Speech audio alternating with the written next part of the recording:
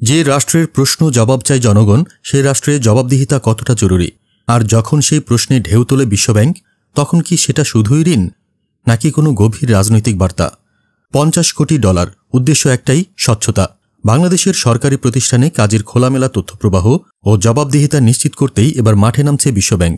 শনিবার এক বিবৃতিতে বিশ্বব্যাংক জানায়, সরকারি অর্থায়ন ব্যবস্থাকে স্বচ্ছ, উত্তরদায়ী এবং কার্যকর করার লক্ষ্যে বাংলাদেশকে $50 কোটি ঋণ অনুমোদন করা হয়েছে।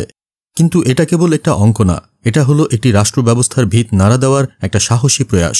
এই অর্থায়ন মূলত সরকারি ও আর্থিক খাতের সংস্কারকে গতি দিতে চায়। উদ্দেশ্য একটা এমন প্রতিষ্ঠান কাঠামো গড়া যেটা টেকসই অর্থনৈতিক প্রবৃদ্ধির জন্য যথার্থ ও প্রস্তুত।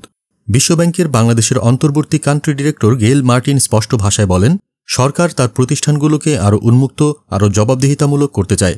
এটাই ভবিষ্যতের অর্থনীতি গঠনের মূল চাবিকাঠি। এই অর্থায়নের মাধ্যমে কর প্রশাসন ও নীতির স্বচ্ছতা আনা হবে। কোনো তথ্য গোপন নয়, এখন থেকে জনগণের সামনে উন্মুক্ত হবে সরকারের আয় ব্যয়ের খতিয়ান। কিন্তু প্রশ্ন হচ্ছে, এই পদক্ষেপ কতটা বাস্তবায়িত হবে, নাকি এটাও হারিয়ে যাবে ফাইলের গহ্বরে? এই মুহূর্তে বাংলাদেশের রাজস্ব জিডিপি অনুপাত সবচেয়ে কম। এর ফলে সরকার জনগণকে মানসম্মত সেবা দিতে ব্যর্থ। এখানেই এই সংস্কারের জায়গা।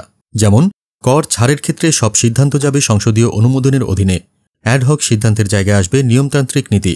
কর ব্যবস্থা হবে আন্তর্জাতিক মানসম্মত, পরিচিত হবে দক্ষ ও স্বচ্ছ প্রশাসন হিসেবে।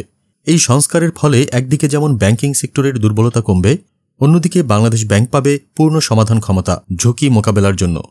এক কথায়, কর্পোরেট গভর্নেন্স থেকে শুরু করে ফিনান্সিয়াল রিপোর্টিং, ঝুঁকি ব্যবস্থাপনা এবং ব্যাংকিং খাতের স্থিতিশীলতা, সবকিছুর জন্যই তৈরি হচ্ছে নতুন কাঠামো, নতুন স্বচ্ছতা মডেল।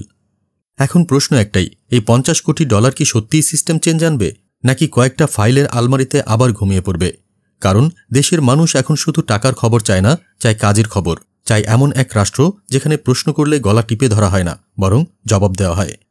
বিশ্বব্যাংকের এই ঋণ সেই পথের শুরু হতে পারে, যেখানে জনগণের টাকায় চলা প্রতিষ্ঠানগুলো হবে জনগণের কাছে জবাবদিহিতার অংশ। দেখা যাক এই স্বচ্ছতা মিশন কতদূর যায় আর কতটা বদলায় বাংলাদেশের রাষ্ট্রচর্চার ভাষা।